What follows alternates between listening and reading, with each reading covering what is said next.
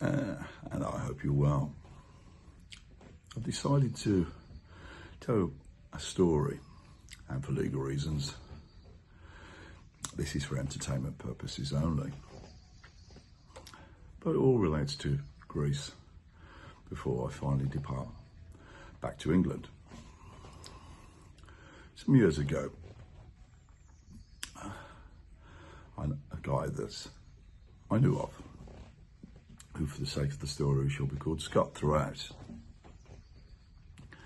was a guy that I met in the first year that I was Kamakian in Greece.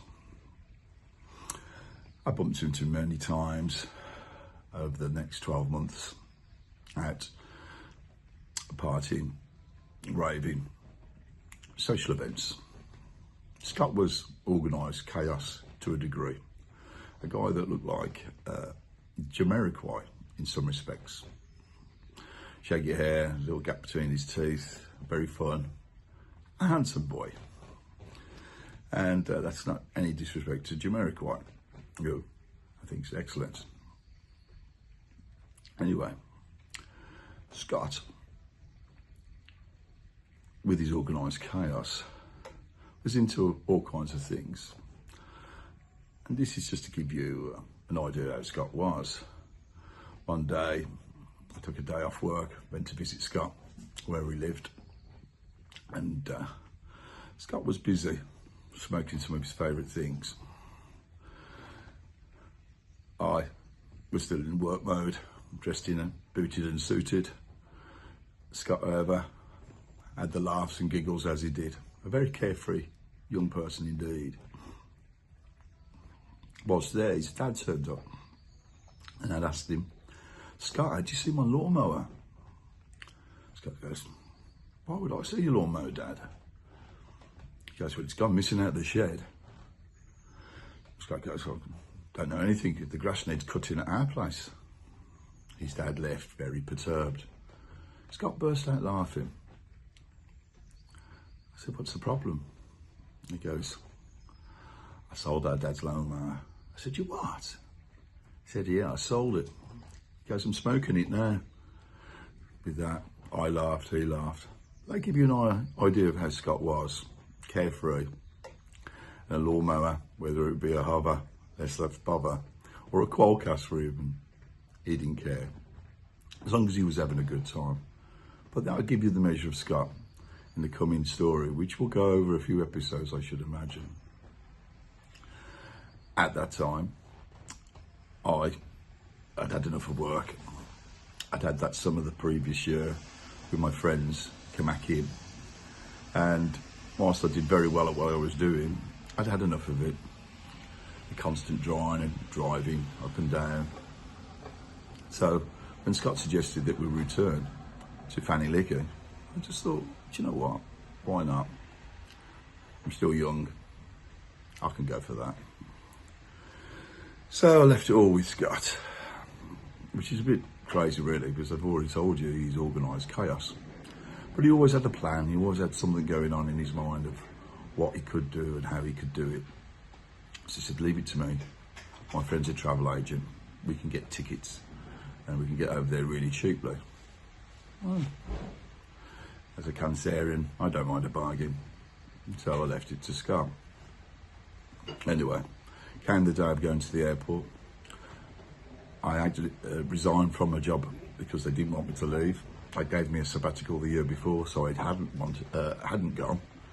So they didn't want me to leave again. However, I decided to go. Scott and I met at the airport, bags packed, ready for our adventure. When we got to the airport, Scott, I said, "I'm giving you any money for this ticket." He goes, No, I told you, leave it to me."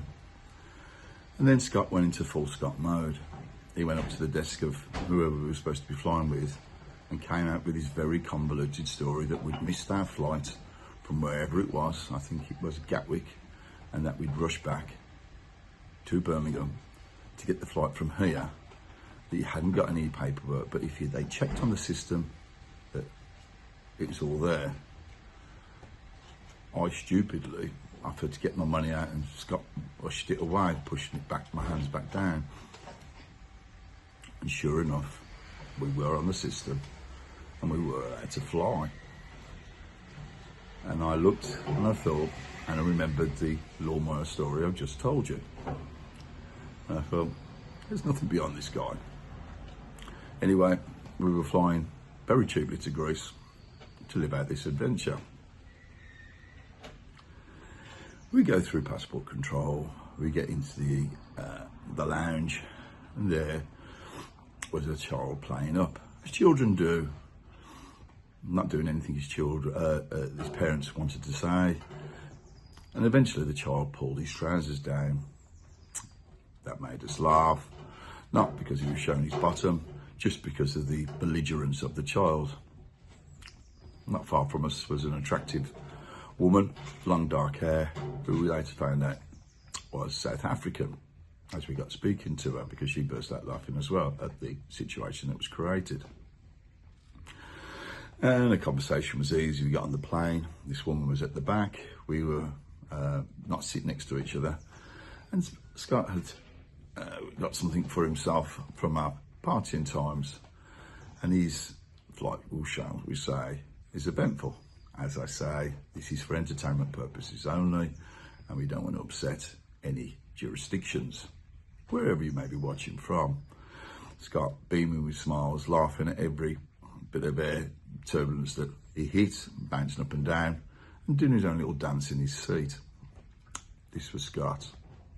I just laughed because he was laughing. And I like to see people having a good time. It's just part of my actual nature. Why be miserable, eh? Life's too short. Eventually, we landed in Athens, and then we need to get to Piraeus, where you can catch boats all over to the Mediterranean. The woman that we'd briefly spoken to at Birmingham Airport from South Africa had a delay, and we waited at the carousel for a bag, which eventually was the very, very last one off.